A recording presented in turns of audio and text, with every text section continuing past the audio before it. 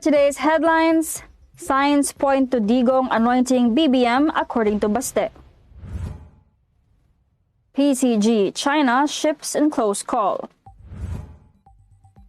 MNLF supports Mindanao peace effort. Go pushes health programs continuity. No Quiboloy extradition yet according to Department of Justice. Medical issues raised over Taal eruption. Ragtag Taekwondo team off to Hanoi. Russia opposes unipolar world, says Pavlov. Good morning, I am Venice Bautista and this is Tribune News on Q. Today is March 28, 2022, and these are the latest news of this Monday morning. Presidential son and Davao City Vice Mayor Sebastian Baste Duterte said Sunday he sees signs that his father, President Rodrigo Duterte, would eventually endorse Palace hopeful Bongbong Marcos. PDP Laban recently endorsed Bongbong's candidacy, saying his platform aligned the most with the ruling party's 11-point agenda. Baste also disclosed that Bongbong, who hails from way up north in Ilocos Norte, is dominating local surveys in Davao City. In his speech during the program in Polomok, South Cotabato, Baste urged the supporters not to argue with critics of the Bongbong-Sara tandem on social media. He likewise appealed to them to show the same amount of support that the voters gave his father when he ran for president in the 2016 elections for Sara's vice presidential bid.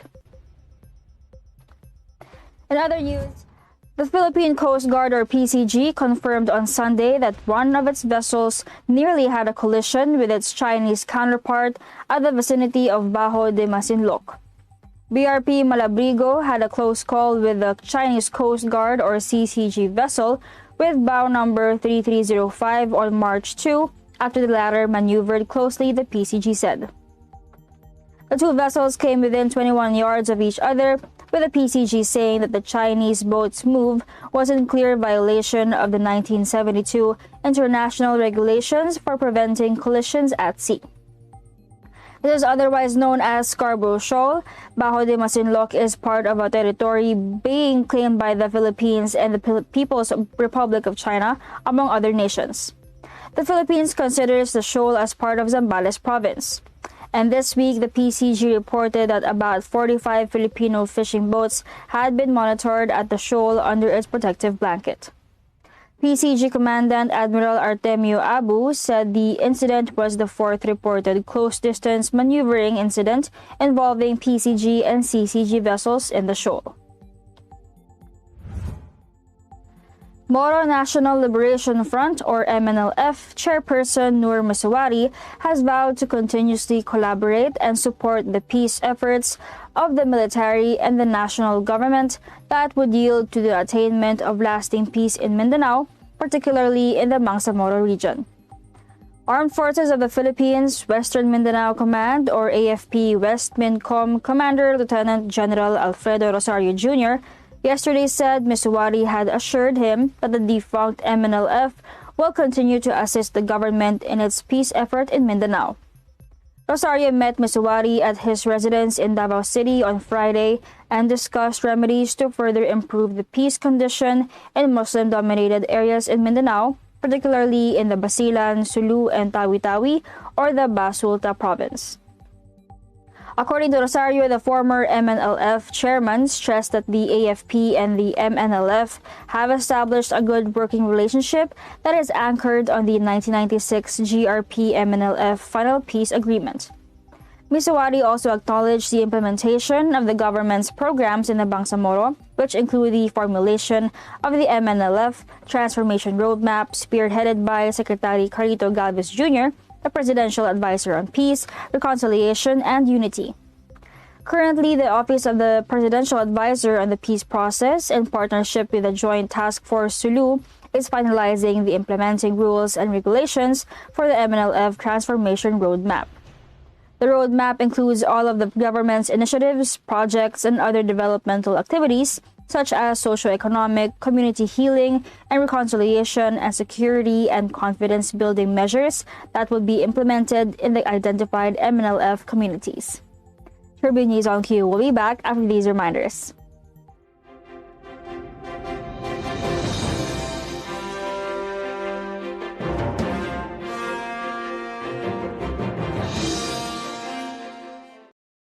This public service advisory is brought to you by Daily Tribune and 100.3 RJFM. Oh, vaccination, isolation. Gotta keep up with my nutrition. Gotta maintain my body condition. Then I can take my vaccination. What do I choose? What do I take? As long as it is not a fake. AstraZeneca, Moderna, BioNTech, even Sinovac, okay na.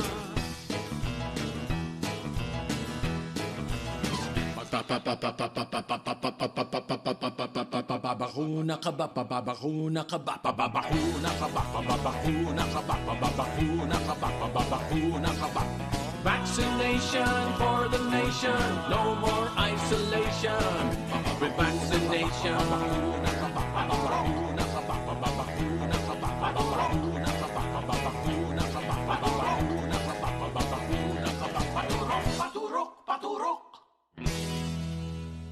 This public service advisory is brought to you by Daily Tribune and 100.3 RJFM. Araneta City, home to the country's first indoor shopping mall, the world's original thriller, and the first ever Bini Bini pageant. Now a place for your first win, your first catch, your first home, your first big break, your first date, and even your first love. Araneta City, the city of firsts. Globe, our steps can lead us to millions of doors opening, millions of paths unfolding, and millions of reasons to keep going. Now's the time to be with the network that gets better every day for you.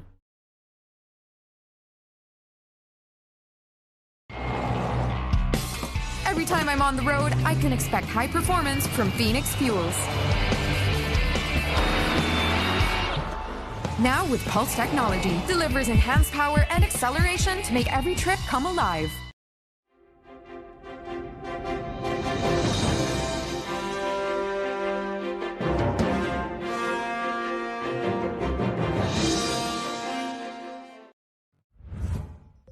We are back on Tribune News on Q.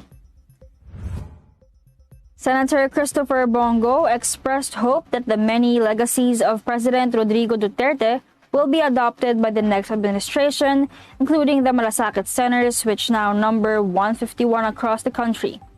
Go said that establishing the centers came off their personal experiences, he as a quarterback to the then Davao City mayor, when they dealt with the many poor people who came at City Hall seeking help. He recounted that as mayor, the president attended to the long queues of people from all walks of life, including those that had come from neighboring provinces to seek medical assistance. He said that 3 years since the establishment of the first such center, the government has already aided more than 3 million Filipinos in need of health care. Along with the senator said that he took it upon himself to sponsor or support bills that were passed into law, establishing or expanding hospitals around the country and policies protecting the poor by regulating the retail prices of medicines. Go cited the need to continue strengthening the country's healthcare system, even as it tries to exit from the COVID-19 pandemic. He said that as he approaches the second half of his Senate term, he'd continue to seek avenues to help more Filipinos in need. The Department of Justice has yet to receive any formal endorsement from the Department of Foreign Affairs in the possible extradition of Pastor Apollo Quiboloy, leader of the Kingdom of Jesus Christ, to the United States to face a sex trafficking case. Justice Secretary Menardo Guevara said the DFA would be the first agency to receive any request for Quiboloy's extradition from the U.S. government. It has been 4 months since Quiboloy was indicted by a U.S. federal grand jury with sex trafficking, along with 2 co-defendants identified as Teresita Tolibas, Dandan, and Felina Salinas. The U.S. Federal Bureau of Investigation has also posted in its website Quiboloy's picture to announce that he is wanted for conspiracy to engage in sex trafficking by force, fraud and coercion, in sex trafficking of children, sex trafficking by fraud, force and coercion, conspiracy, bulk cash smuggling. Quiboloy's indictment in the U.S. has raised the possibility of the U.S. government seeking his extradition to undergo trial for the said charges. Meanwhile, the Department of Health has warned of health issues that may affect residents near Taal volcano following the phreatogmatic eruption at its main crater over the weekend.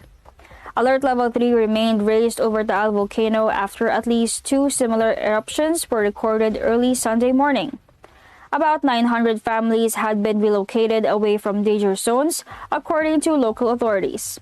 Ashfall and sulfur dioxide emission averaged 6,957 tons a day, prompting health risk warnings from DOH. Health officials advised residents near the volcano to stay at home, close doors and windows, and to always wear masks, as well as eye protection and skin coverings. The TVN said it recorded 14 volcanic earthquakes, including 10 volcanic tremor events lasting 2 to 3 minutes in the last 24 hours. 4 low-frequency volcanic earthquakes were also noted by the Philippine Institute of Volcanology and Seismology in its bulletin on Sunday morning.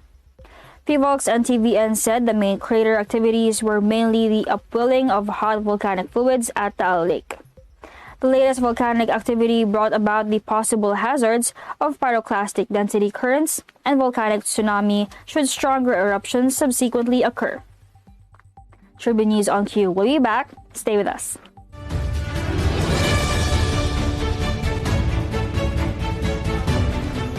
Mahalin natin ang Pilipinas. Lilipad na ang agila, magtatanggong magmamahal sa ating bansa. We shall fly, soar, fight, and win!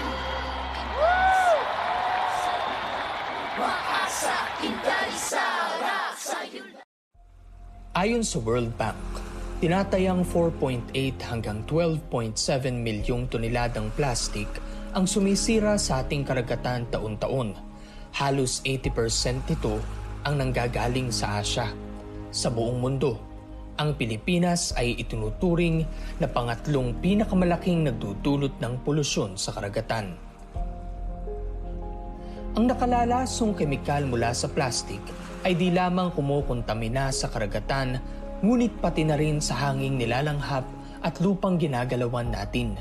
Kung magpapatuloy ang kasalukuyang paggamit ng single-use plastics, sa taong 2050, mas marami na ang plastik kumpara sa mga isda na nasa ating mga karagatan. Dahil dito, mas pinaiigting ng pamahalaan ang kampanya laban sa paggamit ng single-use plastics. Nanganganib ang ating planeta. Iisa lang ito.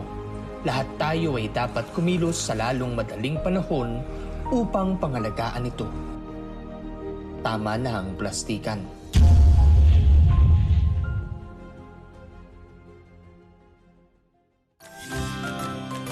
Manong Joe po, At Ate Maita, matapos ang 2 buwang pagbaba, bagyang tumaas ang overall electricity rates ngayong March. 6 centavos per kilowatt hour ang increase. Mas mataas pa dapat ito kung di dahil sa additional distribution rate refund at koordinasyon ng Meralco sa suppliers. Kaya mabuti pa rin maging energy efficient.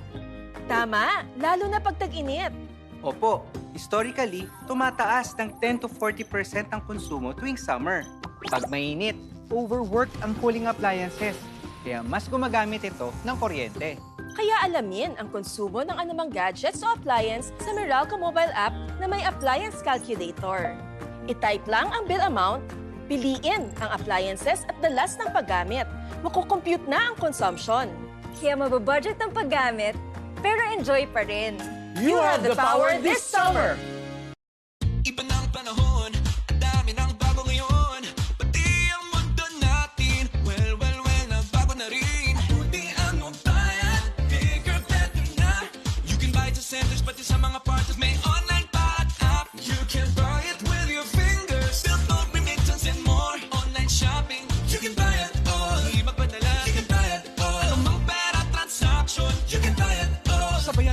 bago ng mundo for all your pera transactions, all new Bayad.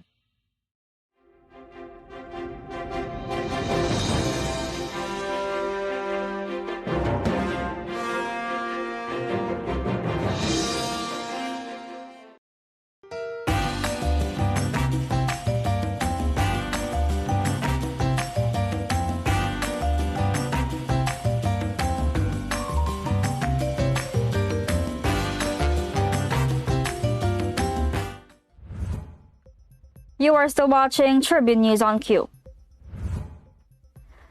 The national Taekwondo team's quest to retain the 31st Southeast Asian Games crown in Hanoi is in danger. Philippine Taekwondo Association Director Stephen Fernandez said host Vietnam and Thailand appear hell-bent in knocking the Southeast Asian Games crown off the Philippines' head. Last time the Southeast Asian Games was held in Manila, the host took 8 gold, 9 silver, and 4 bronzes to take the overall title. The Thais wound up with a 736 medal haul, while the Vietnamese had a tally of 527 in 2019. Led by Tokyo Olympics campaigner Kurt Barbosa and veteran Christy Alora, the Philippines will send a total of 19 bets to the May 12 to 23 Sports Fest.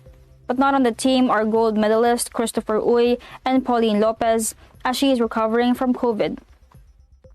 In their absence, elevated for national duties are young talents Israel Santos and Shaifa de la Cruz.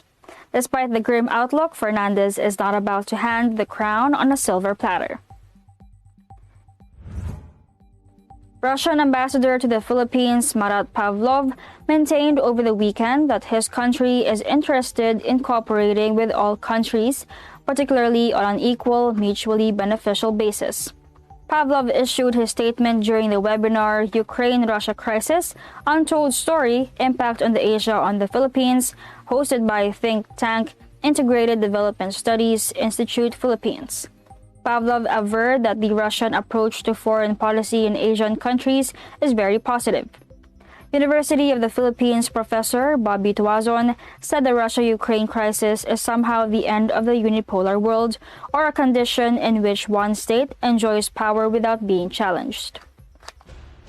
This was backed by Pavlov, saying that the Russian policy stands for a multipolar world. Russia is interested in cooperation with all countries on an equal, fair, and mutually beneficial basis, Pavlov said. And that wraps up the stories this morning, but before we go, we would like to thank the following: SM Store, Aranda City, Department of Tourism, MG Motors, Hina Motors Security Bank, Empire Eastland Holdings Incorporated, and Overseas Community Affairs Council Member Alan Lin of Republic of China for their continued support. Again, this is Venice Bautista on Tribune News on Q. Stay safe, stay healthy, and stay at home. Good morning. Catch the latest news on our website, tribune.net.ph. Follow us on Facebook, Twitter, and Instagram. Subscribe to our YouTube channel, Tribune Now. Download the Daily Tribune app on Apple Store for iOS and Google Play for Android to get the latest and most comprehensive news online. Daily Tribune invites you to join its vibrant community, Katribu, to get updates on the hottest news on politics, business, sports, lifestyle, and entertainment. Emoticons of the Tribune mascot Tarsito are available on our community Viber.